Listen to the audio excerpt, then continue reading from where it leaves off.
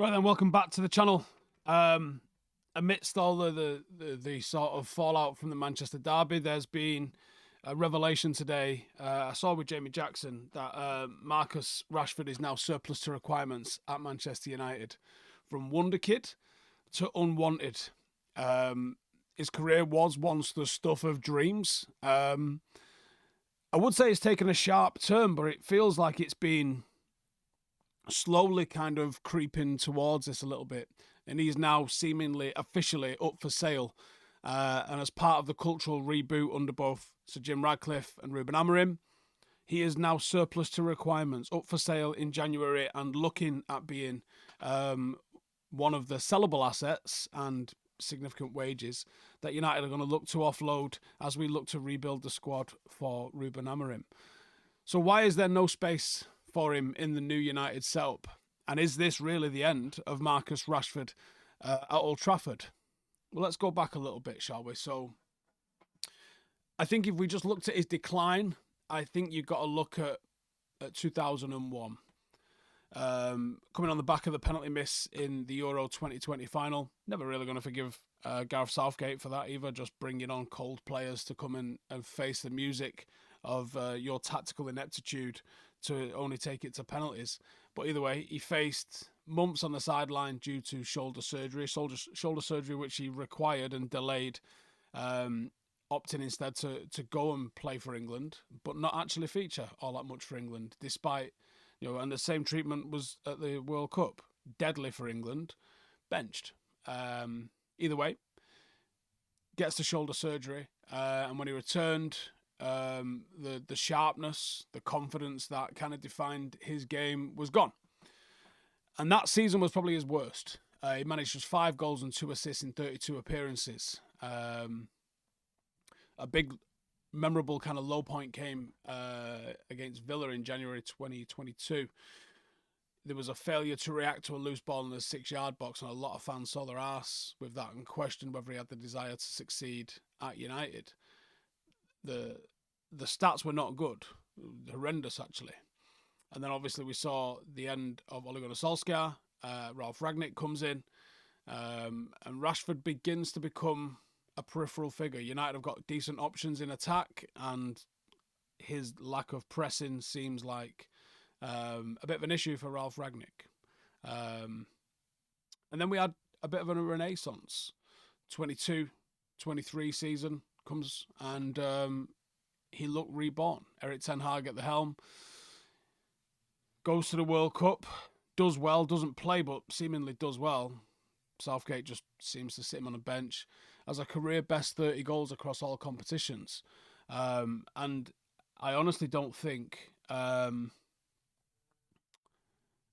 honestly do not think that it's given the credit it deserves, how good that season was. Now, a lot of critics will say all those goals came on transitions, or a lot of them came against weaker sides. I'm not buying that. Rashford's always kind of stepped up and scored against big opposition and in big games. And whether or not they came on the transition, I find generally irrelevant, to be honest. That's where a lot of goals come from. Pundits like Genev started picking up on the lack of pressing, the lack of defensive work, and it was true. It was there. Now, I don't know, because I've not been privy to the conversations and the discussions, but sometimes players are allowed and encouraged to cheat, to stay high up the pitch, to not work because of the threat that they offer in the transition. And I think Marcus Rashford, certainly in that season, might have been one of the ones that was afforded in doing that. Now, you get leeway to do that, and you get credit in the bank to do that when you are scoring the goals. When you're not scoring the goals, you got to dig in. There's no two ways around it. 11 assists, 30 goals, all competitions in 52 games, I think it might have been. It was a genuine world-class season. No two ways around it. Don't give a shit how they came. That was the benchmark for what we expected from Marcus Rashford. And then last season just did not get going. And it was poor. And this season's, I thought his performances have looked better. I mean, we are talking, my God, last season. They just wasn't there. And this season, I thought started a little bit better, actually. the performances were better, even if he wasn't getting the goals and the assists. But then Ten Hag goes, and he's gone from dueling with Garnacho, who actually, even though I don't think Garnacho's performances were there, but he was getting and contributing goals and assists. I thought Rashford's performances were more mature, but he wasn't getting the goals and assists. Enter Ruben Amorim, the manager that's supposedly going to come and rebuild Manchester United and Manchester United's culture. And he comes not just with a change of formation, but that's quite key as well. He comes with a simple philosophy: discipline, work rate, team first mentality. And I think for Marcus, no longer is there a very obvious spot where he fits into the team, like there was under most of the other managers. Even if Rangnick might have preferred someone that worked harder defensively, you still know that there is a place in the team, in the formation at least. When you look at how he sort of shapes his team up, it's a bit of a misfit for him in the 3-4-2-1, left half space kind of number 10 role. It isn't his game. Then we come to the article today from Jamie Jackson, and he says Marcus Rashford has been marginalised and put up for sale by Manchester United as part of a cultural reboot deemed necessary to transform the club. Him and Garnacho were dropped for the Manchester derby yesterday, and while supposedly they see Garnacho as salvageable, Amorim has reportedly decided that Marcus's time is up. Then we look at what Amorim said after the game. It's important, the performance in training, the performance in games, the way you dress, the way you eat, the way you engage with your teammates. I don't know if that's alluding to anything or if that's just something that he believes. I think it's more than about form. Well, we know it's more than about form. Amorim's standards go beyond the pitch. Rashford's lack of alignment with that ethos has seemingly made him expendable. And Ratcliffe too, sounds like he's took a firm stance and backed him up, according to Jamie's report. He said Ratcliffe's intent is there can be no passengers, and he is ready to cut losses on Rashford if there are suitors in January. Now, I think that's another question altogether. Where does he go? I think there is a player that's got a better rep abroad than he has in England. And I think from a tactical point of view, I'm not sure whereabouts he fits in this system of Ruben Amorim's. I don't think he can be converted into a wing back, and I don't think he's the right sort of all-round choice as a striker. And I don't think, even though I think he's added to his game in playmaking, I don't like that he's added to his game in playmaking. And I can appreciate that players might want to diversify and develop their game. I think that's a generally positive thing for them to explore. But I think when I think about Marcus Rashford and that explosive pace, playing on the last man, playing on the shoulder, looking for through balls, making runs across the line, runs that don't get found very often, I think that's his best attribute by a country mile. And he's very, very good at that. And I think him steaming into the box, that's where his value lies. I don't want to see him breaking off into the half space, trying to play switches. And, I know we scored in the FA Cup final on the back of one of those, but that's not his game. You wouldn't sign him for that. You wouldn't play him for that. And from a metrics point of view, his pressing stats rank in the bottom 25 for pressures per 90 amongst attackers in the Premier League. This season, he's on 3 goals in 16 Premier League games.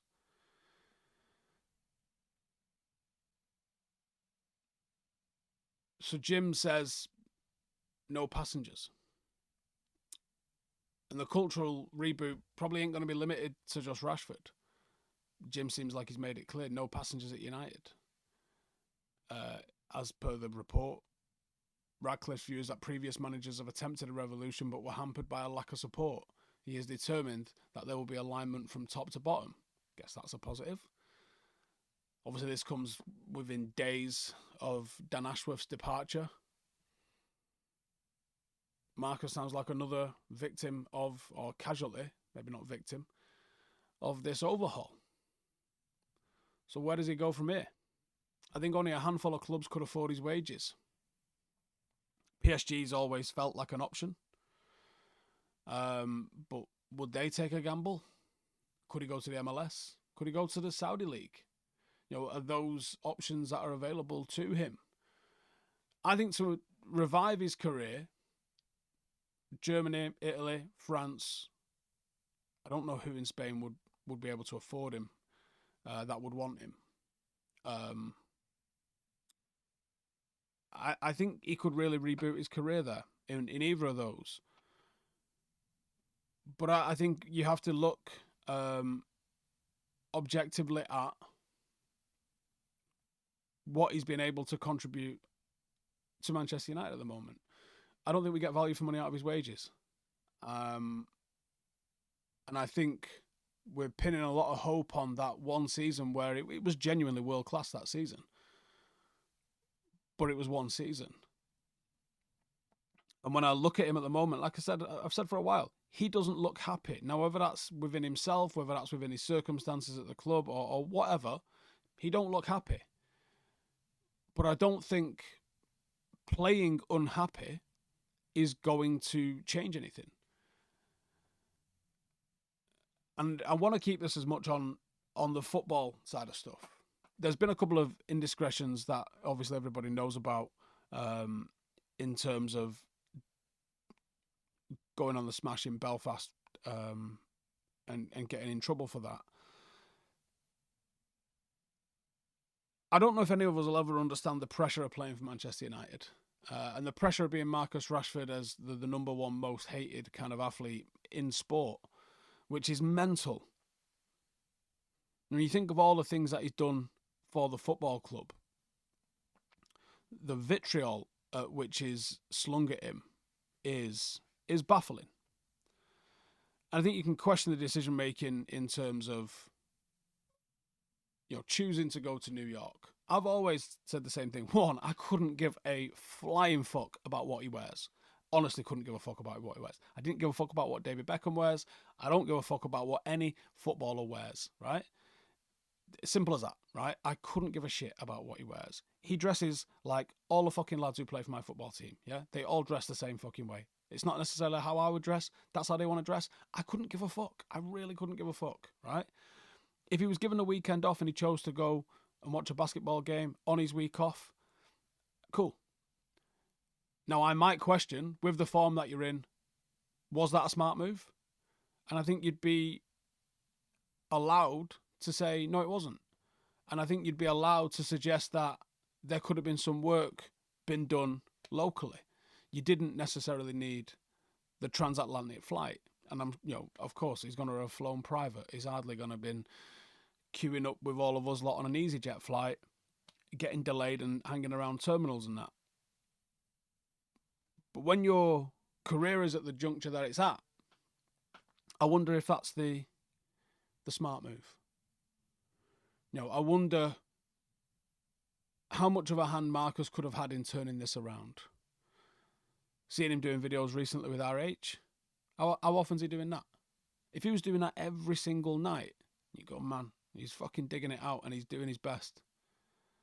But I don't think he is doing that every single night. It's a shame that it's come to this because that is a player that you would want to have. I mean, it's probably not even possible for him to have the career Ryan Giggs has had in terms of getting 13 Premier League titles. But he should be an individual that's looking to climb the list of all-time scorers for Manchester United because he's going to land quite high up that list. It's a shame for him to leave if he leaves in the circumstances he's going to leave. But I think, yeah, he has to decide. This is a low point. You can either be defined by the low point or you can go to work and do something about it. Because I think the frustration with the fans, in my opinion, is not necessarily that Marcus is not a good enough player. We have seen the evidence of what he is capable of doing. I think the frustration is the gap between what we know he is capable of doing and what we are getting out on the football pitch right now. And of course people go too far with it. Social media has made people comfortable saying things that they wouldn't have the bollocks to say face to face. I would say everything I've said to Marcus right now. Everything that I have said here on this video, I would feel completely comfortable saying. Whether or not he'd listen, and that's obviously his prerogative, is up to him. But I would say, are you doing everything that you could do? You know, you have one career. You have one dream career. And there's been some massive highs in your career, and there's been some mad lows in your career. This is a player that we saw take on the fucking government on behalf of local kids and win. This is a guy that literally played for a broken fucking back, which I don't think was good advice, but he did it for Manchester United.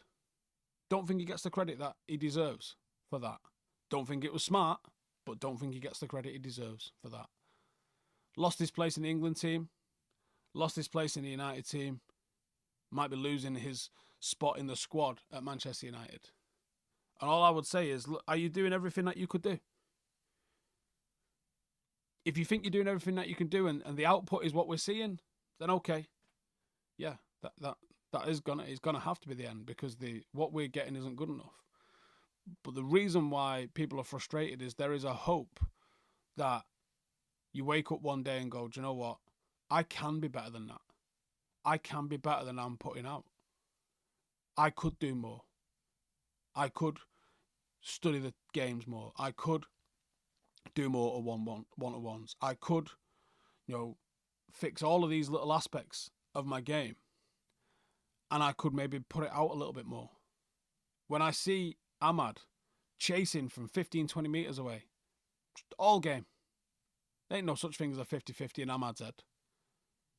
Where's that mentality from the one player that we know in that team that's grown up, man and boy United fan, him and Mainu? Get me back to that.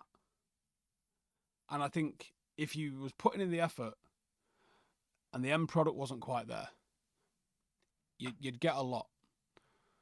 But the minimum people expect out of United players is effort. And if we're not getting effort, then they don't want to know.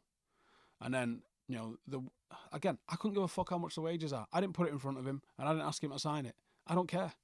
I ain't got to foot that fucking bill at the end of the day. Don't care what his wages are. I don't think we get value for money out of him. It doesn't fucking bother me. Doesn't bother me what he drives. Doesn't bother me what he fucking dresses. Doesn't bother me who he's fucking sleeping with. I'm bothered about the football. And is he doing everything that he can do to get the best version of himself out for 90 minutes come match day? And if Amorim's coming out and saying the things that he's saying, he's obviously not. This feels like the end. I don't know if it's fixable from this point in, or if it is literally like, that's that. Just got to find a buyer.